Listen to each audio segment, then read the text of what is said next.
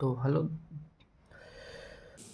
दोस्तों, नमस्कार, प्रणाम। आप लोगों का स्वागत है हमारे यूट्यूब चैनल और डेली क्लासेस पर। तो आज हम बात करने वाले हैं खरगोश के पाचन तंत्र के बारे में, जो कि हमारे बोर्ड पेपर में एक बार पूछा गया था कि 2018 में 2022 में पूछा गया था कि खरगोश के पाचन तंत्र का सचित्र वर्णन कीजिए। जो कि खरगोश का पाचन तंत्र और इंसान का पाचन तंत्र थोड़ा बहुत सेम ही होता है। सिर्फ इसमें ये जो खरगोश होता है शाकाहारी होते हैं, जिसके कारण इसकी जो आंत होती है ना कुछ लंबी होती है, और इसमें उसका भी पाचन होता है, जैसे कि सेलुलोज का भी पाचन होता है, जो कि इंसान में सेलुलोज का पाचन नहीं होता है।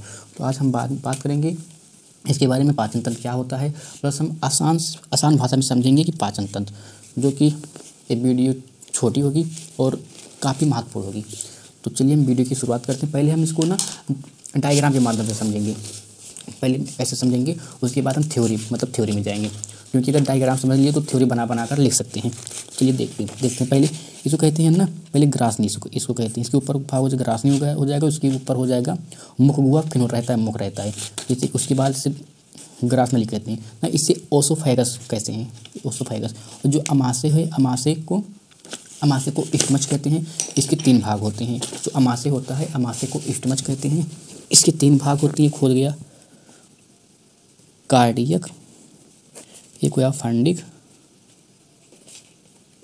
एक हो गया पाइलोरिक। ये हो गया अमाशय के 3 भाग। ये अमाशय के तीनों भाग हैं। इसके बाद बात करते हैं ये जो होता है प्लीहा। जो प्लीहा है ना, ये जो प्लीहा है, इसे ना आरबीसी का कब्रिस्तान कहते हैं। आरबीसी जो रेड ब्लड प्लेटलेट्स होते हैं ना, इसके कब्रिस्तान कहते हैं, क्योंकि इसमें जितने भी मरने वाले होते हैं ना आते हैं, इसमें ऑक्सीजन रहित जो होते हैं इसमें आते हैं। और अगर हम बात करें इसके आगे तो इसको बता दिए हैं कि जो अमाशय होता है इस 3 भागों में रहता है, एक कार्डियक, फंडिक और पाइलोरिक। इसकी बात करें जो पाइलोरिक वाला भाग होता है, ये छोटी आंत के डुओडेनम, जिसे गराड़ी कहते हैं, उसमें जुड़ा रहता है। उसके जो डुओडेनम यानी कि जो गराड़ी होता है, इसका अंतिम वाला भाग, और जिजनम की यानी कि मध्यांतर, जिसे मध्यांत कहते हैं, उसके गराड़ी होता है, उसका अंत वाला भाग, जिसे हो गया गराड़ी। जो इसका अंत वाला भाग है, ये मध्यांत से जुड़ा रहता है, मध्यांत से, जिसे हम जिजनम कहते हैं। और जो इसका मध्यांत का जो लास्ट वाला भाग है, ये जुड़ा रहता है इलियम से।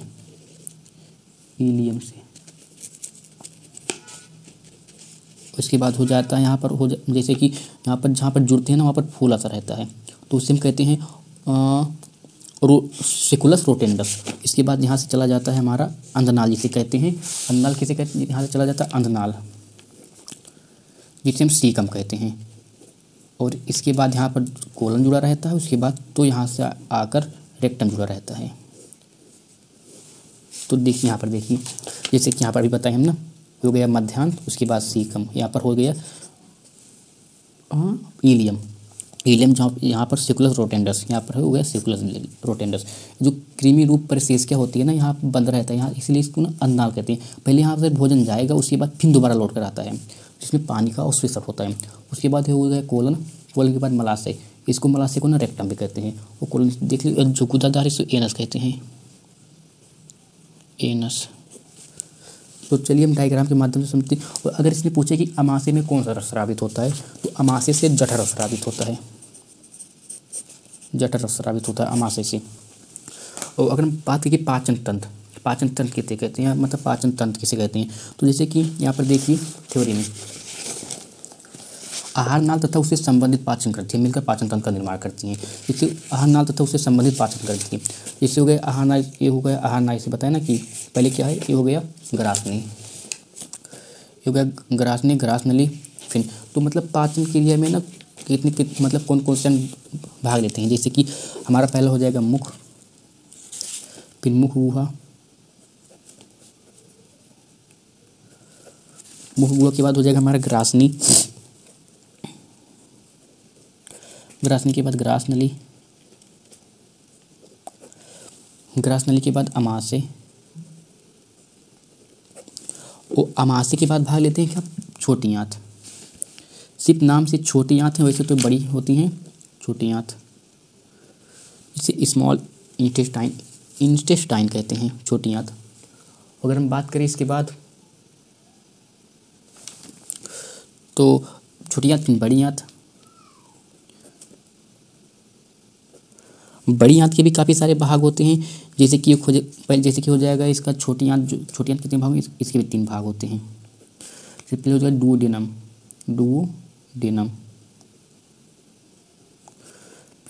एक हो जाएगा जेजुनम। जेजुनम।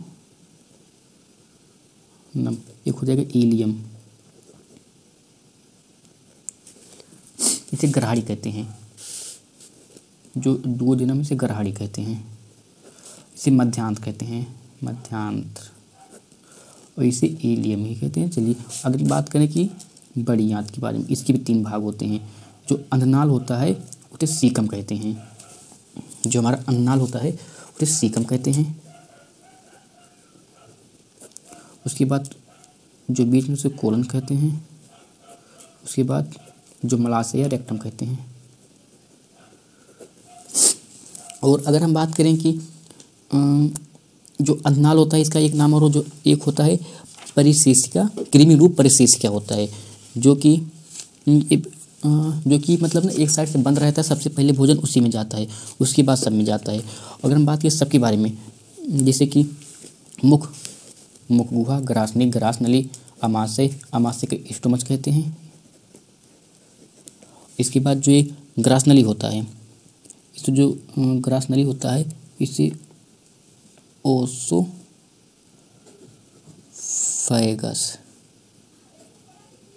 ओसोफेगस कहते हैं। फेरिंग्स। मुख गुहा को वैकुल कैविटी कहते हैं, इसको माउथ कहते हैं। इसकी सब आप लोगों को पता ही होगा। और अगर हम जैसे बात करें ना कि सबसे पहले जैसे कि देखिए, जो ये मुख गुहा का अंतिम वाला भाग है ना, जो मुख है, मुख में जो मुख है ये मुख गुहा में खुलता है। इसके बाद मुख गुहा जो ग्रासनी है ना, एक मुख गुहा का पश्च भाग ग्रासनी कहलाता है। उसके बाद जो ग्रासनी है ना, एक ग्रासनी जो है ये जो श्वास नली ग्लॉटिक होता है ना, श्वास नली को ग्लॉटिक कहते हैं, ग्लॉटिक होता है, ग्लॉटिक्स। जो श्वास नली ना द्वारा एक श्वास नाल में खुलता है। उसके बाद जो ग्रास के दौरान है ग्रास नली में खुलता है। और बात करें तो जो ग्रास नाल होता है, ग्रास नली जिसे कहते हैं ओसोफेगस, एक लंबी सीधी ना नली होती है जो अमाशय में खुलती है। एक लंबी और सीधी नली होती है जो अमाशय में खुलती है इसमें।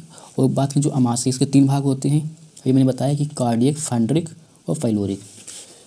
और इससे क्या सर, इससे जठर स्रावित होते हैं। उसके बाद ये जो फाइलोरिक वाला भाग होता है ये बड़ छोटी आंत, ये छोटी आंत से जुड़े रहते हैं। छोटी आंत के ग्रहाड़ी डुओडेनम वाले भाग से जुड़े रहते हैं। हम थ्योरी के माध्यम से समझते हैं थ्योरी इसकी। जैसे जो पाचन क्रिया को नियंत्रित करने के लिए 2 तरह के हार्मोन, मतलब 2 तरह के नियमन होते हैं। पहला हार्मोनल, दूसरा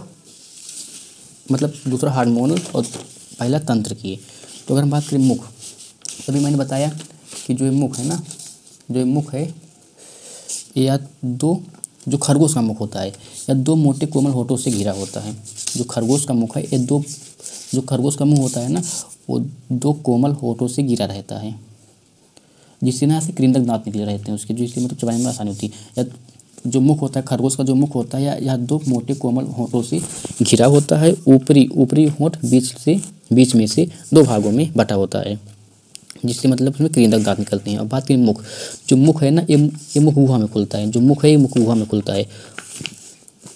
मुख गुहा की छत तालु, मतलब मुख गुहा की छत तालु कहलाती है। इसका प्रारंभिक भाग कठोर तालु और जो पीछे वाला भाग है वो कोमल तालु कहलाती है। इसमें स्थित श्लेष्मिक जो ग्रंथियाँ जो इसमें स्थित श्लेष्मिक ग्रंथियाँ होती है ना, तो ग्रंथियों से स्रावित श्लेष्म ना भोजन को नर्म और रसदार बनाता है, जो कि निगलने में काफ़ी आसानी होती है। और बात करें ना खरगोश में कुल कितने दांत होते हैं, जो होते हैं ना, तो खरगोश में सिर्फ जैसे हो गया खरगोश का दंत सोत 20-33/10-23, इसे कहते हैं इंसीजर, केनाई, प्रीमोलर, ये हो गया मोलर। इसमें जो केनाई होता है ना, केनाई अब्सेंट होता है। जो केनाई दांत होता है ना इसमें अब्सेंट होता है। ये हो गया हमारा खरगोश का दंत सोत। दांतों की संख्या कितनी होती है, जैसे 6, 2, 8 ऊपर और फिर 5, 6 नीचे। हो गया 14 × 2, हो गया हमारा 28 दांत होते हैं इसमें। तो खरगोश में कितने दांत होते हैं? खरगोश में दांतों की संख्या 28 होती है। अगर हम बात करें कि पशुओं में जो गाय भैंस होती हैं, इसमें इसका दंत सूत्र क्या होता है? तो हो जाएगा 4, जो अस्थायी दंत सूत्र होता है।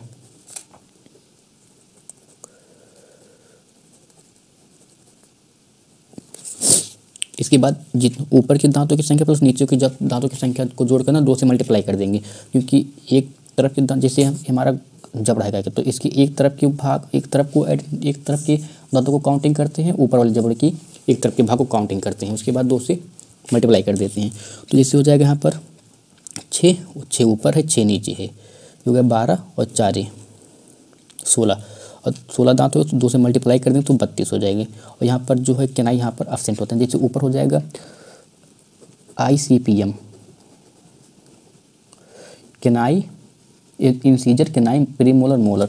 यहाँ पर जो ऊपरी जबड़ी में ना, वो जो इंसीजर एब्सेंट रहते हैं, नीचे जबड़ी में 4 रहते हैं, यानी कि 4 जोड़े रहते हैं। जो केनाई इसमें एब्सेंट रहते हैं, और जो प्रीमोलर होते हैं इसमें ऊपर नीचे दोनों जबड़े में 3-3 होते हैं, यानी कि बात के 3-3 जोड़े होते हैं। फिर हम बात करते हैं ग्रासनी की। दंत सूत्र पूछा जाता है, दंत सूत्र काफ़ी मतलब इम्पॉर्टेंट है। ये हमारा दंत सूत्र हमेशा पूछा जाता है, कितने दांत पाए जाते हैं, कौन सा दांत एब्सेंट रहता है। तो बात करें ग्रासनी, जो मुख गुहा का पश्च भाग ग्रासनी कहलाता है। मैंने पहले बता चुकी हैं जब डायग्राम के माध्यम से समझा रहे थे कि मुख गुहा का पश्च भाग ग्रासनी कहलाता है, या श्वास नली द्वारा, जिसे हम ग्लोटिस कहते हैं, ग्लोटिस कहते हैं ना। इस श्वास नली द्वारा श्वास नल में तथा ग्रासिया द्वारा ग्रास नली में या ग्रास नाल में खुलती है। बात करें ग्रास नली के बारे में, जो ग्रास नाल है या लंबी एवं सीधी नली है जो अमाशय में खुलती है। अभी मैंने अमाशय की बात करें, अमाशय या डायाफ्राम के नीचे स्थित होता है, मतलब द्विपाली, मतलब द्विथैली के रूप में, मतलब होता है ना द्विपाली, यानी कि 2 थैली के रूप में ना स्थित रहते हैं, डायाफ्राम के नीचे सदृश, और दोनों मतलब दिखाई देते हैं। यह आहार नाल का सबसे चौड़ा भाग है। जो हमारा ये अमाशय है ना, ये आहार नाल का सबसे चौड़ा भाग है। और अगर हम बात करें कि इसका बायां भाग कार्डियक और दायां भाग फेलोरिक तथा बीच का जिसकी मध्य यानी कि बीच का भाग है ना फंडिक कहलाता है। और जो गाय भैंस में होता है ना, इसमें जो जुगाली करने वाले पशु होते हैं उसमें एक भाग और रूमेन होता है, रूमेन जो जुगाली करने वाले पशु हैं। जैसे हमारा गाय हो गया, भैंस हो गई और बकरी हो गई, भेड़ हो गई, इसमें एक अलग से भाग होता है जिसे रूमेन कहते हैं, और इससे कहते हैं फंडिक कहलाता है। अमाशय की जठर ग्रंथियों से जठर स्रावित होता है, अभी हम पहले बता चुके हैं। अमाशय की जठर ग्रंथियों इसमें से जठर स्रावित होता है। अमाशय की पेशियों के कारण भोजन की लुगदी बन जाती है तथा भोजन के साथ आए जीवाणु आदि नष्ट हो जाते हैं। अमाशय में भोजन का आंशिक पाचन होता है, पूर्ण पाचन नहीं होता, इसमें आंशिक पाचन होता है। और इसके बाद हम बात करें ना बड़ियाँ, जो अमाशय होता है छोटी आंत से जुड़ा रहता है, जिसे हम स्मॉल इंटेस्टाइन कहते हैं, इंटेस्टाइन। इसके भी 3 भाग होते हैं, जैसे डुओडेनम जिसे गराड़ी कहते हैं, डुओडेनम के बाद जिजनम जिसे मध्यांत कहते हैं, और इलियम। और इसकी बात करें कि मतलब अगर हम बात करें कि गराड़ी यह लगभग 15 सेंटीमीटर लंबी होती है, लंबी यू के आकार को होती है। जो गराड़ी है ना, ये यू के आकार होती है। अभी मैंने डायग्राम में आप लोगों ने देखा ही होगा कैसी होती है। उसके बाद अगर हम बात करें इसकी, यह 15 सेंटीमीटर यू के आकार की नल क्या होती है, इसकी भुजाएं के मध्य अग्नाशय स्थित होता है। इसकी भुजाओं के मध्य ना अग्नाशय स्थित होता है कि आप लोगों ने देखा ही होगा ना कि कैसे था, जो ये हमारे मध्यांत थे ना, तो यहाँ से और प्लस डुओडेनम के पहले, जैसे हम मध्यांत हो गए डुओडेनम पहले से, कैसे जो मधुमक्खी के छत्ते के जैसे रहते हैं, जैसे पालक रहते हैं ना, पालक ऐसे रहते हैं, तो ये हमारा हो जाता है अग्नाशय। ये बाह्यस्रावी होता है। अब बात करें इलियम, यह लगभग 1.5 सेंटीमीटर या लगभग 2.5 सेंटीमीटर यानी कि 2.5 मीटर है, सेंटीमीटर नहीं मीटर है, लंबी तथा कुंडलित होती है। इसकी भीतरी सतह पर अनेक रसांकुर पाए जाते हैं जो अवशेषण सतह को बढ़ाते हैं। यह एक ओर बड़ी आंत तथा दूसरी ओर सीकम से जुड़ी रहती है, सीकम में खुलती है। जो हमारी इलियम है, यह एक ओर बड़ी आंत तथा दूसरी ओर ना सीकम में खुलती है, जिस सीकम को अंधनाल भी कहते हैं। हम लोगों ने अभी बात कर चुके हैं। इसके बाद अगर हम आगे बात करें, सीकम के बाद क्या आएगा, बड़ी आंत, जिसे हम लार्ज इंटेस्टाइन कहते हैं, इंटेस्टाइन। तो जो हमारा लार्ज इंटेस्टाइन होता है ना, जिसे बड़ी आंत कहते हैं, इसके सीकम कोलम रेक्टम होता है। जो सीकम वाला भाग है ना, सीकम, यह लगभग 45 सेंटीमीटर लंबी होती है। इसका समीप यानी कि इसके जो पास वाला भाग है लंबा, मोटा और कोमल होता है। जो इसका दूरस्थ भाग होता है, जैसे कि ये वाला भाग, इसका समीप वाला भाग जैसे कि मोटा, कोमल, जो इसका समीप वाला भाग, जो यहाँ पर ये वाला भाग है, जो यहाँ पर ये वाला भाग है, ये मोटा कोमल होता है। और जो ये वाला भाग है ना, ये दूरस्थ वाला भाग, तो यहाँ ना कठोर होता है। जैसे ये ना कठोर होता है, कठोर होता है, प्लस जो है ना वो संकरा रहता है, मतलब पतला, कठोर होता है। इसके कृमि रूप यानी कि परिसेचिका को क्या कहते हैं, परिसेचिका या अंधनाली से कहते हैं ना। इसके बाद सीकम में जीवाणु द्वारा सेलुलोज का पाचन होता है। पूछा जाता है कि खरगोश में सेलुलोज का पाचन कहाँ होता है, तो जो खरगोश है ना, इसका पाचन, खरगोश में इसका पाचन होता है सीकम वाले, मतलब सीकम में, और जीवाणु प्रोटोजोआ द्वारा होता है। बात करेंगे कोलन, जो बड़ी आंत का दूसरा भाग है कोलन। यह लगभग 75 सेंटीमीटर लंबा, चौड़ा भाई। इसमें छोटी छोटी थैलियाँ जिससे हॉस्ट्रा पाई जाती है। इसमें है ना, उसमें भोजन का पाचन होता है। इसमें सिर्फ अवशोषण होता है, जैसे कि जो पानी का अवशोषण होता है ना, वो बड़ी आंत में अधिकतर होता है। और रेक्टम तक आते आते इसमें सभी पानी का संपूर्ण पानी का अवशोषण हो जाता है, सिर्फ वेस्ट पदार्थ ही बचता है। इसके बाद रेक्टम या बड़ी आंत तथा अंतिम भाग, या बड़ी आंत तथा अंतिम, या बड़ी आंत का अंतिम भाग है, जो हमारा रेक्टम है, जिसे मलाशय कहते हैं। या बड़ी आंत तथा अंतिम भाग, बड़ी आंत का अंतिम भाग है। यह लगभग 75 सेंटीमीटर, जैसे ये भी 75 सेंटीमीटर होता है, कोलन भी 75 सेंटीमीटर होता है। तो 75 सेंटीमीटर लंबा और कम चौड़ा होता है, बहुत चौड़ा होता है। मलाशय गुदा द्वार बाहर खुलता, जो मलाशय होता है ना, ये गुदा द्वार द्वारा यानी कि एनस द्वारा बाहर खुलता है, या एनस द्वारा बाहर खुलता है। तो ये थी हमारी छोटी सी, मतलब आसान भाषा में अगर आप लोगों ने कोशिश किया होगा कि काफ़ी अच्छे से समझ लिए होंगे। बाकी अगर हम बात करें कि जो हमारे अग्नाशय होते हैं, जिससे भी बात की कि अग्नाशय रस स्रावित होते हैं, या जैसे कि हो गया अग्नाशिक वाहिनियाँ, जो यहाँ पर हैं अग्नाशिक वाहिनियाँ हैं, यहाँ से अग्नाशय रस स्रावित होता है। तो अग्नाशय रस क्या है, तो मतलब इससे क्या क्या स्रावित होते हैं, जैसे कि अगर हम बात करें जो अग्नाशय होते हैं, तो साइड में रखने के लिए जो अग्नाशय होते हैं, या ना एक मिश्रित ग्रंथ है। क्या है, यह एक मिश्रित ग्रंथ है, यह एक मिश्रित ग्रंथ है। और ना इसमें से जैसे यह एक मिश्रित ग्रंथि से बाह्य स्रावी ग्रंथ भी कहते हैं। जो इसमें से ना ट्रिप्सिन, काइमो, जिसे यहाँ से इसमें स्रावित होते हैं ट्रिप्सिन, एक ट्रिप्सिन हो गया, दूसरा काइमोट्रिप्सिन हो गया। काइमोट्रिप्सिन बाद हो गया एमाइलोप्सिन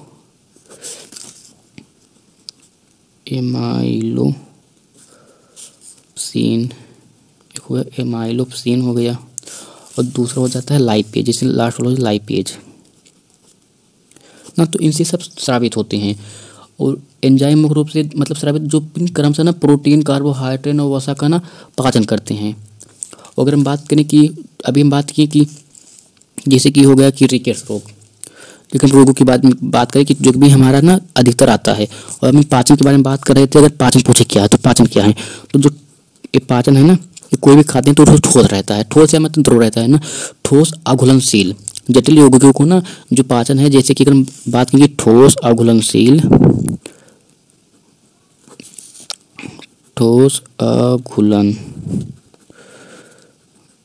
ठोस अघुलनशील जो होते हैं, जैसे ठोस अघुलनशील जो जटिल यौगिक होते हैं, इनको ना घुलनशील इकाइयों में बदलने की क्रिया को पाचन कहलाती है।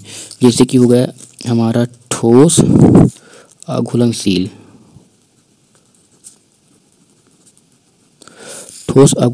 और फिर जो जटिल रहते हैं, ठोस अघुलनशील जटिल यौगिकों को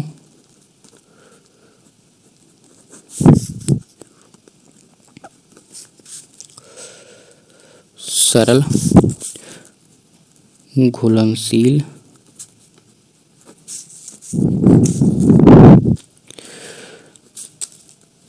इकाइयों में बदलने की क्रिया को पाचन कहते हैं। जो हमारे ठोस और जो मतलब ठोस रहते हैं, घुलनशील रहते हैं, अघुलनशील रहते हैं, जटिल रहते हैं ना, इन यौगिकों को घुलनशील इकाइयों में बदलने की क्रिया को पाचन कहते हैं ना। यह दो प्रकार के होते हैं, जैसे एक भौतिक और एक दूसरा होता है रासायनिक पाचन। जैसे कि भौतिक पाचन जैसे हमारे मुख में हो गया ना, जो हम चबाते हैं कुचलते हैं हो गया, और जो रासायनिक होता है ना जी, मतलब जैसे अमाशय में जाता है तो जैसे स्टोमच में जाता है, जैसे अमाशय भी कहते हैं, जैसे स्टोमच में जाता है ना, तो इसमें इसके 3 भाग होते हैं, कार्डियक, फाइंड्रिक और पाइलोरी। तो इसमें से ना विभिन्न प्रकार के ना जठर स्रावित होते हैं जो कि हम इसका पाचन करते हैं। तो हम आगे बात करेंगे मैराथन के बारे में। मैराथन जो कि तैयार है आप लोगों को, सिर्फ आने वाला है, अगली वीडियो यही रहेगी, जो कि हमारे अगर आप लोग तैयार कर ले रहे हैं, जो कि इसमें वही क्वेश्चन शामिल है जो कि 2017 में, 2016 में, 2017 में, 2020 में, 2019, 22, 25 में जो भी पूछा गया ना, उसी के बारे में वीडियो। जैसे कि एक हो गया कि खरगोश की लाल ग्रंथियों के सिर्फ नाम लिखिए, जो कि हमारे सिर्फ 2 नंबर फ्री में देखा जाएगा। सिर्फ खरगोश की लाल ग्रंथि के नाम लिखता है, जैसे अधोजीवा कहते हैं, अधोहनु कहते हैं, अधोनेत्र कहते हैं, और फिर उपकरण। जैसे कि अगर इसका सबसे आसान ना तो इंग्लिश में अगर याद करें तो काफ़ी आसान है, जैसे सब लिंगुअल ग्लैंड्स, सब मैक्सिलरी ग्लैंड जिसे अधोहनु कहते हैं, इंफ्रा ऑर्बिटल ग्लैंड्स, और पैरोटिड ग्लैंड्स, जो कि मतलब सिर्फ इसका नाम ही लिखना था और हमारा 2 नंबर रख के चला फ्री में देखा जाता था। और जैसे कि यहाँ पूछा गया था 2017 में इंसुलिन क्या है। अगर पूछे कि इंसुलिन की कमी से क्या रोग होता है, तो मतलब सबको पता होगा कि मधुमेह रोग होता है। तो इंसुलिन की कमी से कौन सा रोग होता है? मधुमेह। तो मतलब अगर ये पूछा गया तो डिफिनीशन क्या आता है, जैसे इसका डिफिनीशन है, या आवश्यकता से अधिक ग्लूकोज को ग्लाइकोजन में बदलकर यकृत कोशिकाओं में संचित करती हैं। जो ग्लूकोज होता है ना, ये जो जैसे अत्यधिक ग्लूकोज बन गया है तो उसको ना ग्लाइकोजन में बदलकर यकृत कोशिकाओं में मतलब संचित करके रखी रहती है। जैसे 2016 में पूछा गया था कि विटामिन डी का कार्य, या इलियम में जो इलियम होता है, अभी बताइए ना कि ऑक्सीजन दर को बढ़ाते हैं तो कौन सा भाग बढ़ाता है? इलियम बढ़ाता है। या जैसे कि हो गया कैल्शियम फास्फोरस, मतलब कैल्शियम हो गया फास्फोरस के ना अवशोषण में, और दांत जो हमारा दांत होता है, दांत एवं अस्थियों की ना वृद्धि और विकास के लिए आवश्यक होते हैं। और विटामिन सी, इससे मतलब मतलब विटामिन सी आता है, विटामिन बी आता है, विटामिन B5 आता है, विटामिन डी आता है ना। तो इन सबका बोटेनिकल नेम मतलब वो साइंटिफिक नेम पूछता है, मतलब क्या क्या है। जैसे कि अगर हम बात करें जो होते हैं विटामिन ए से कौन सा, विटामिन ए की कमी से कौन सा रोग है? तो रतौंधी होता है। ये विटामिन ए की कमी से होता है, विटामिन ए की कमी से जो रतौंधी होता है, रतौंधी होता है। इसे मतलब नाइट ब्लाइंडनेस कहते हैं। और एक होता है पेलिग्रा।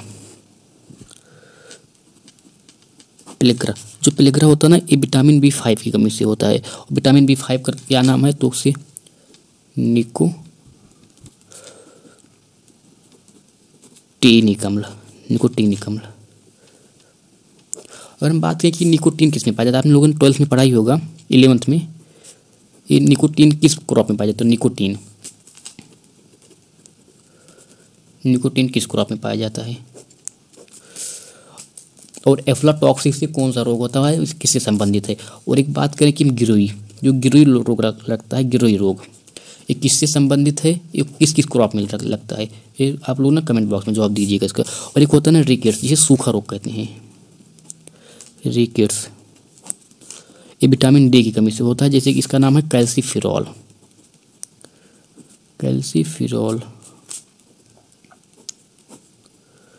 और एक होता है स्कर्वी रोग, जो किसकी कमी से लगता है? जो स्कर्वी विटामिन सी की कमी से लगता है। स्कर्वी विटामिन सी की कमी से लगता है, किसकी कमी से? तो स्कर्बिक एसिड की कमी से लगता है। कौन सा? स्कर्बिक एसिड।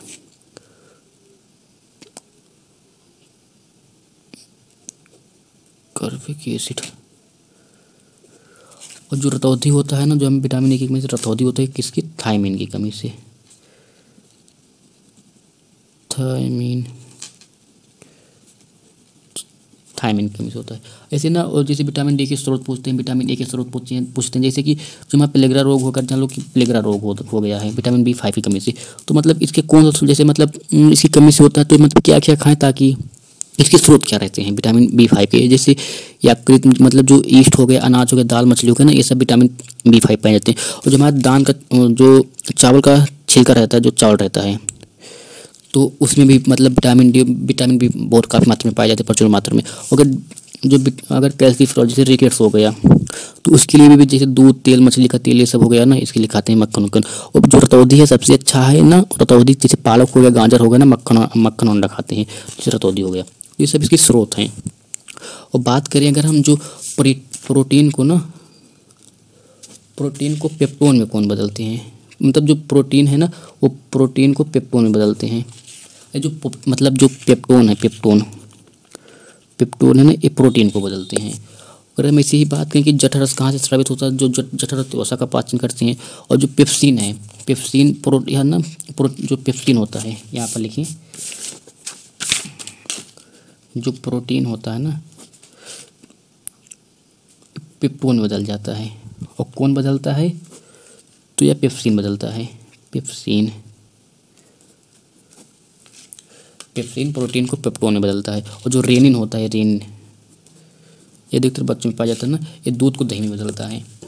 अगर हम बात करें कि जैसे कि हमारा ये सब काफ़ी इंपॉर्टेंट चैप्टर है, तो हम वीडियो को ख़त्म करते हैं क्योंकि हमारा वीडियो हो गया 28 मिनट का, यानी कि आधे घंटे का हो गया। तो हम लोग ये वीडियो को ख़त्म करते हैं। आप लोग यहाँ तक बने रहे इसके लिए आप लोग का धन्यवाद। मिलते हैं नेक्स्ट वीडियो में।